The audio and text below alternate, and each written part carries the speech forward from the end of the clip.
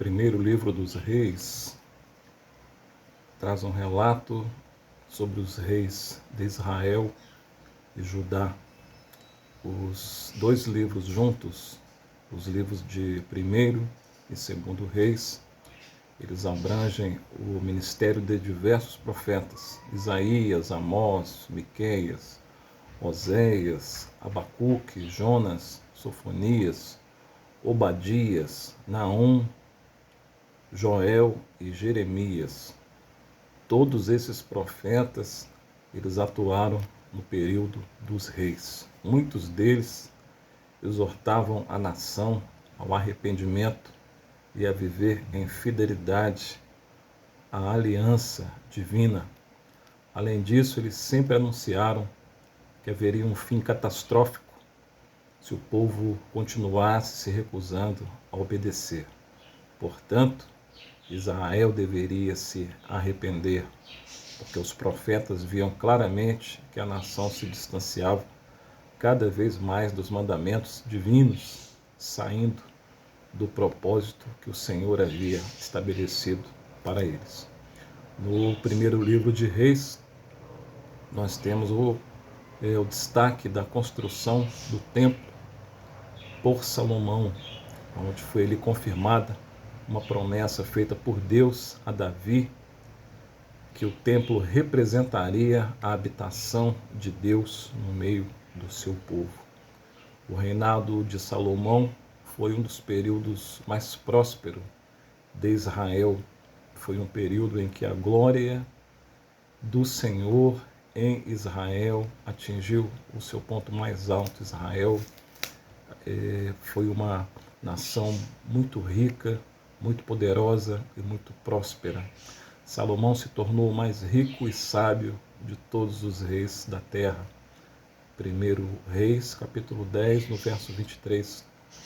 Até a rainha de Sabá, quando visitou Salomão, ela pôde confirmar a glória do reino. É verdade tudo que ouvi em meu país, disse ela. Eu não acreditava no que ouvia, até que cheguei aqui e vi com meus próprios olhos, tamanha era a glória de Israel durante o reinado de Salomão.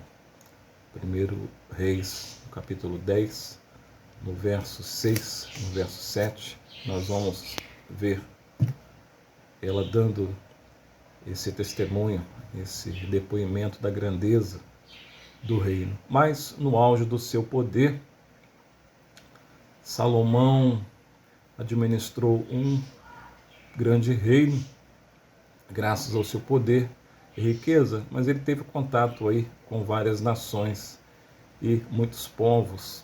Infelizmente, a diplomacia internacional de Salomão incluía casamentos com filhas de reis estrangeiros. No Antigo Oriente, era uma forma de consolidar uma aliança, e isso se constituiu num declínio espiritual, não só para o próprio Salomão, como também para todo o povo, com essas alianças com outros povos, ídolos de diversas espécies foram introduzidos também ali em Israel.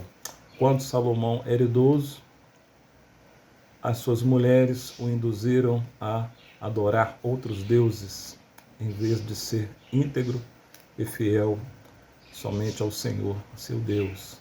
1 Reis, capítulo 11, no verso 4. Com a morte de Salomão, o reino se dividiu. Então, o primeiro livro de Reis já explica isso de uma forma clara no capítulo 12. 1 Reis, capítulo 12, após a morte de Salomão, o seu filho Roboão, que era um herdeiro natural ao trono, ele resolve tornar mais pesado o jugo de seu pai.